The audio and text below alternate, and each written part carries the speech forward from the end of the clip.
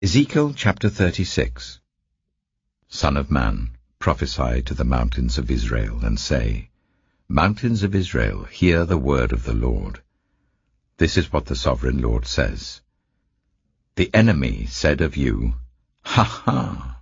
The ancient heights have become our possession. Therefore prophesy and say, This is what the sovereign Lord says. Because they have ravaged and crushed you from every side, so that you became the possession of the rest of the nations, and the object of people's malicious talk and slander. Therefore, mountains of Israel, hear the word of the sovereign Lord. This is what the sovereign Lord says to the mountains and hills, to the ravines and valleys, to the desolate ruins and the deserted towns that have been plundered and ridiculed by the rest of the nations around you. This is what the sovereign Lord says. In my burning zeal I have spoken against the rest of the nations, and against Edom, for with glee and with malice in their hearts they made my land their possession, so that they might plunder its pasture land.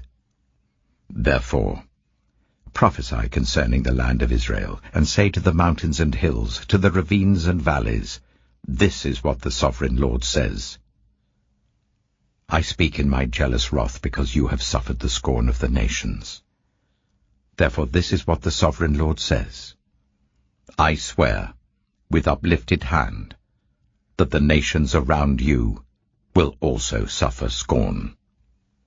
But you, mountains of Israel, will produce branches and fruit for my people Israel, for they will soon come home.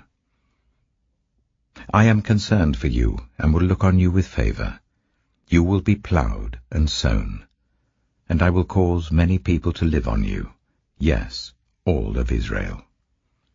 The towns will be inhabited and the ruins rebuilt. I will increase the number of people and animals living on you, and they will be fruitful and become numerous.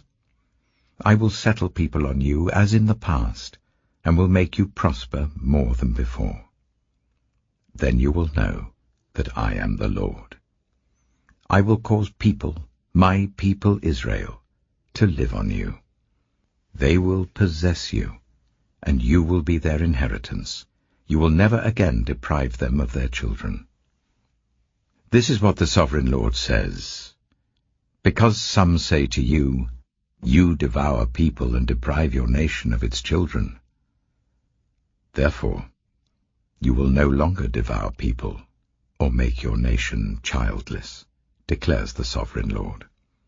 No longer will I make you hear the taunts of the nations, and no longer will you suffer the scorn of the peoples, or cause your nation to fall, declares the sovereign Lord. Again the word of the Lord came to me, Son of man. When the people of Israel were living in their own land, they defiled it by their conduct and their actions. Their conduct was like a woman's monthly uncleanness in my sight. So I poured out my wrath on them because they had shed blood in the land, and because they had defiled it with their idols. I dispersed them among the nations, and they were scattered through the countries. I judged them according to their conduct and their actions. And wherever they went among the nations, they profaned my holy name, for it was said of them, These are the Lord's people, and yet they had to leave his land. I had concern for my holy name, which the people of Israel profaned among the nations where they had gone. Therefore say to the Israelites, This is what the sovereign Lord says. It is not for your sake, people of Israel, that I am going to do these things, but for the sake of my holy name, which you have profaned among the nations where you have gone. I will show the holiness of my great name, which has been profaned among the nations, the name you have profaned among them. Then the nations will know that I am the Lord, declares the sovereign Lord, when I am proved holy through you before their eyes. For I will take you out of the nations. I will gather you from all the countries and bring you back into your own land. I will sprinkle clean water on you, and you will be clean. I will cleanse you from all your impurities and from all your idols. I will give you a new heart, and put a new spirit in you. I will remove from you your heart of stone, and give you a heart of flesh.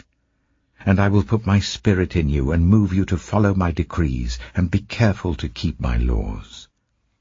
Then you will live in the land I gave your ancestors. You will be my people, and I will be your God.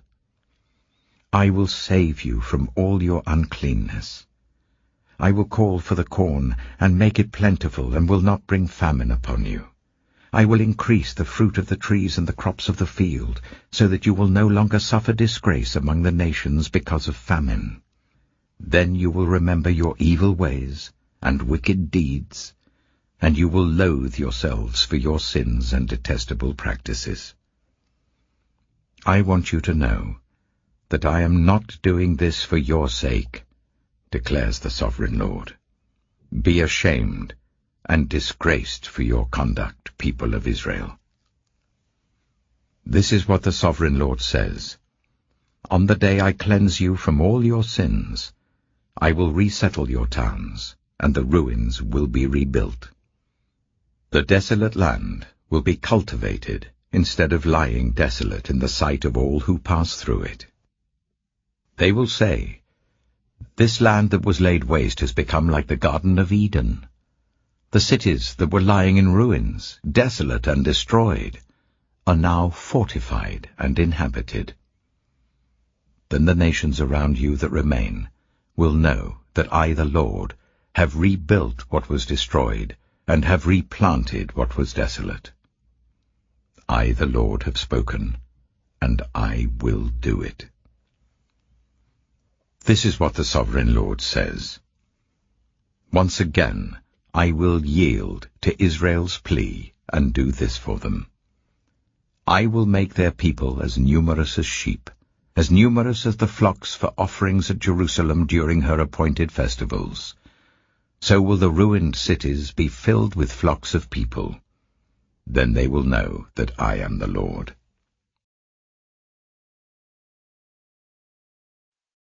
Acts chapter 1. In my former book, Theophilus, I wrote about all that Jesus began to do and to teach, until the day he was taken up to heaven, after giving instructions through the Holy Spirit to the apostles he had chosen.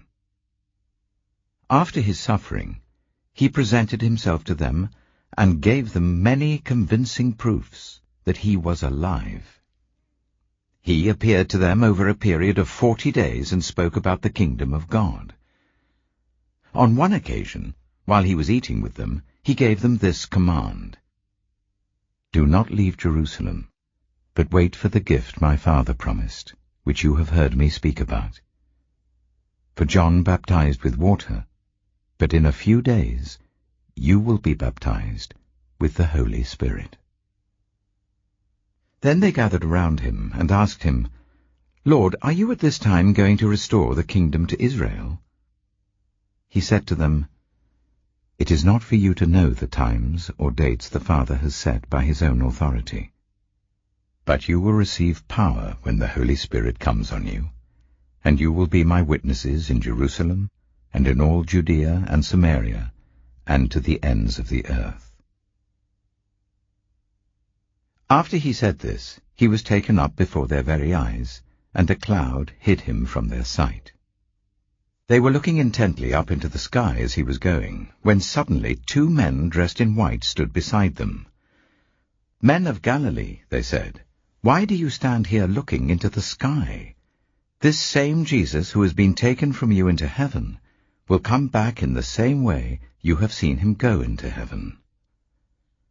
Then the apostles returned to Jerusalem from the hill called the Mount of Olives, a Sabbath day's walk from the city. When they arrived, they went upstairs to the room where they were staying. Those present were Peter, John, James and Andrew, Philip and Thomas, Bartholomew and Matthew, James son of Alphaeus, and Simon the Zealot, and Judas son of James. They all joined together constantly in prayer, along with the women and Mary, the mother of Jesus, and with his brothers. In those days Peter stood up among the believers, a group numbering about 120, and said, "Brothers and sisters, the scripture had to be fulfilled in which the Holy Spirit spoke long ago through David concerning Judas, who served as guide for those who arrested Jesus. He was one of our number and shared in our ministry. With the payment he received for his wickedness, Judas bought a field. There he fell headlong, his body burst open, and all his intestines spilled out. Everyone in Jerusalem heard about this, so they called that field in their language Akeldama, that is, field of blood. For, said Peter, it is written in the book of Psalms, May his place be deserted, let there be no one to dwell in it, and may another take his place of leadership. Therefore it is necessary to choose one of the men who have been with us the whole time the Lord Jesus was living among us, beginning from John's baptism to the time when Jesus was taken up from us. For one of these must become a witness with us of his resurrection." So they nominated 2 men, Joseph, called Barsabbas, also known as Justus, and Matthias.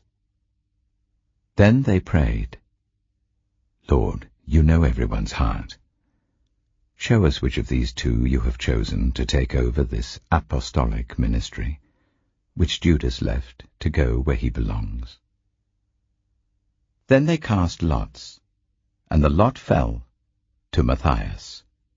So he was added to the 11 apostles. Psalm 109. My God, whom I praise, do not remain silent, for people who are wicked and deceitful have opened their mouths against me. They have spoken against me with lying tongues. With words of hatred they surround me, they attack me without cause.